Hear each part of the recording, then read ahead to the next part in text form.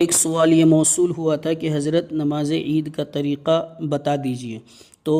ملاحظہ فرمائیے، نماز عید کا طریقہ یہ ہے کہ 2 رکعت واجب عید الفطر یا عید الاضحیٰ کی نیت کر کے کانوں تک جو ہے ہاتھ کو اٹھائیں،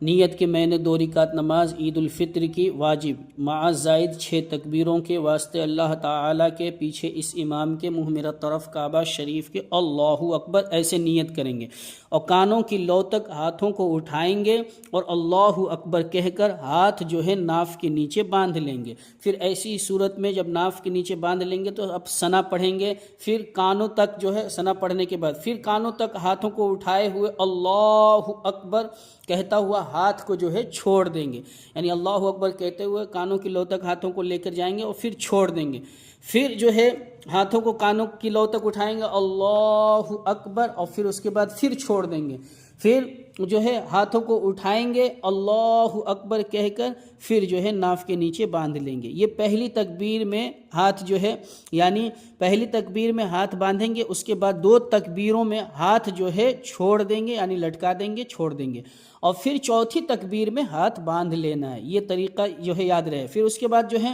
اس کو یوں ایسے بھی اس کو یاد رکھ سکتے ہیں کہ جہاں تکبیر کے بعد کچھ پڑھنا ہے وہاں ہاتھ باندھ لیے جائیں گے، اور جہاں پڑھنا نہیں ہے وہاں ہاتھ چھوڑ دیے جائیں گے۔ اس چیز کا خاص خیال رکھیں، ٹھیک ہے۔ اس کے بعد کیا ہوگا، امام جو ہے تعوذ اور تسمیہ آہستہ پڑھ کر جو ہے قرآن مقدس کی تلاوت کرے گا، آہستہ پڑھ کر جو ہے پھر قرآن مقدس کی تلاوت بالجہر کرے گا، سورۃ الفاتحہ کی تلاوت بالجہر پڑھے گا، پھر اس کے بعد جو ہے ایک سورت ملائے گا اور رکوع اور سجدہ کرے گا۔ تو یہ جو ہے پہلی رکعت۔ پھر دوسری رکعت میں پہلے الحمد شریف پڑھا جائے گا، یعنی امام الحمد شریف پڑھے گا، اس کے ساتھ سورت ملائے گا، پھر اس کے بعد جو ہے الحمد شریف اور سورت پڑھنے کے بعد اب جو ہے 3 بار کانوں کی لو تک ہاتھوں کو اٹھا کر لے کر جائیں گے اور پھر چھوڑ دیں گے، یعنی اللہ اکبر پہلی مرتبہ کانوں کی لو تک ہاتھ کو لے کے جائیں گے، پھر چھوڑ دیں گے، پھر دوسری مرتبہ اللہ اکبر کانوں کی لو تک ہاتھوں کو لے کر جائیں گے، پھر چھوڑ دیں گے، پھر تیسری مرتبہ پھر جائیں گے اللہ اکبر کانوں کی لو تک ہاتھوں کو لے کر جائیں گے، پھر چھوڑ دیں گے۔ اب جو ہے چوتھی مرتبہ جب جو ہے اللہ اکبر کہے گا امام، تو ایسی صورت میں بغیر ہاتھوں کو اٹھائے ہوئے رکوع میں چلا جانا ہے، رکوع میں چلے جائیں گے۔ اس سے یہ معلوم ہو گیا کہ عید میں یعنی عید الفطر اور عید الاضحیٰ میں جو ہے زائد تکبیریں یہ کل 6 ہیں، 3 پہلی قرات سے، 3 جو ہے پہلی رکعت میں قرات سے پہلے اور تکبیر تحریمہ کے بعد ہیں زائد تکبیر، اور جو ہے 3 دوسری رکعت میں قرات کے بعد ہے۔ پہلی میں قرات سے پہلے ہے اور دوسری میں 3 تکبیر جو زائد ہیں وہ قرات سے پہلے ہے، اور تکبیر رکوع سے پہلے ہے، ٹھیک ہے، رکوع کے بعد قرات کے بعد اور رکوع سے پہلے، اور 6 تکبیروں میں ہاتھ کو اٹھائے جائیں گے، یعنی 6 تکبیر جب اللہ اکبر کہیں گے تو ہر 6 تکبیر میں اللہ اکبر کہنے